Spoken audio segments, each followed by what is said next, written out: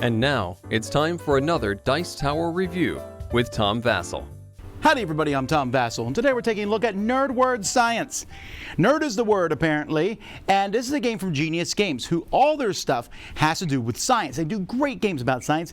This is a party game in which you're trying to get people to guess science words, and you're doing so by giving them one-word clues. The catch here, well, there's two catches. One is the words that you give have to start with a letter that's found in the answer, and the second catch is there's betting. All right, here's how it plays.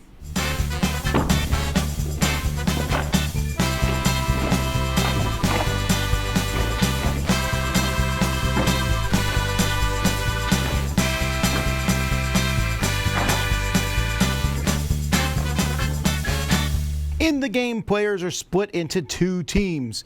Each team starts with 6 points, and you're trying to break 49 points to win the game. One person on one of the teams is chosen to be the clue giver. They're going to be given this. The other two teams each get one of these cards. You have enough. You could split the people into 3 teams if you so want it. Now, what players are going to do is the clue giver each is going to draw a card, and they're going to pick one of the words in his card. So let's say I pick parasite. And I'm going to be giving clues to people to try to guess the word parasite. Now, here's the catch. I can only use letters from the word itself, and I can't use P, not into clue 4. In clue 4, you have to use the first letter.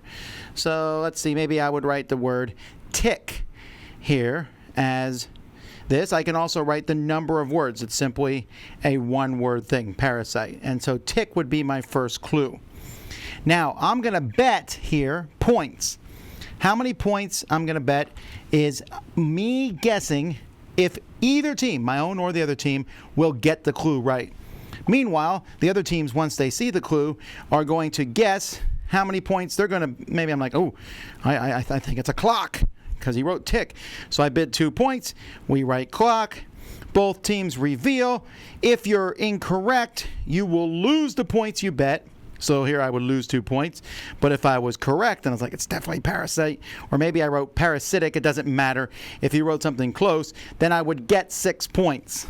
And then whoever the clue giver is would get these points. If neither team gets it correct, they will lose those points. That's pretty much how the game is going to work. The number of points you get for guessing are going to go down, and if no one guesses it after 4 clues, the clue giver's team loses 1 point. And you're just going to go back and forth giving out clues until one of the team passes 49. And at that point, whoever has the most points is the winner. The boards that come with the game were fine. It comes with these eraser markers, which are decent, for what these things are. There's not a lot in the game. It's all going to be about the words.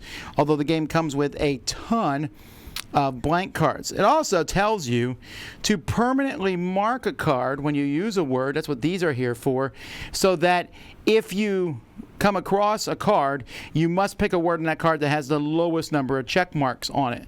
Just to, I don't force people to use words they might not use otherwise. You can see the words here are all sorts of things, mostly science words. I mean, technically they're all science words, but some of them feel less science than others. For example, fault is technically a science word, but also it's your fault. It has nothing to do with science. Some of the words have a yellow border around them. These are words that are much more difficult to get people to guess. Although, I don't know, I think adrenaline's easier to get someone to guess than, and tsunami might be easier to get someone to guess than ethanol. So, there's a lot of cards included with the game.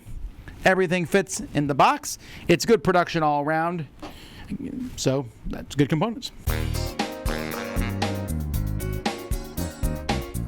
Now, I know some of you may already be reaching to turn off this video, and I get it, right? The words here are going to be for a very specific subset of people who like scientific terms and guessing them. This is a party game that has the science words in it as a gimmick, right? But it didn't have to be that way. It could have been any words. So that's fine, but I mean, if I'm, as I look at some of the words here, guessing someone to guess carbohydrate or inert is, or endocytosis, I don't know that I would ever guess endocytosis. So I can see that some of these words are trickier than others, and it's not going to work for every group. So be that as it may, I didn't necessarily hate the science word selection. It's fine. But again, I recognize some of these words are difficult. But let's take that out of the thing for now, and let's look at the game. The game itself, I think, has one flaw specifically, which is the betting system. The betting system, to me, makes no sense. It's a really wonky system.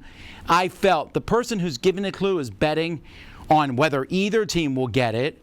So they want to give maybe an easy clue, right? And of course you want to give an easy clue. So then you can bet maximum points and get them.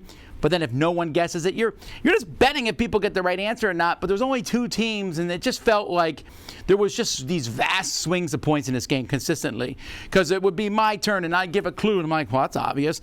I'm going to bet 4 points. And my team like, that's obvious to us. We'll also bet 4 points. Oh, no. So we just lost 8 points. The opposing team bet, and they didn't bet any points at all.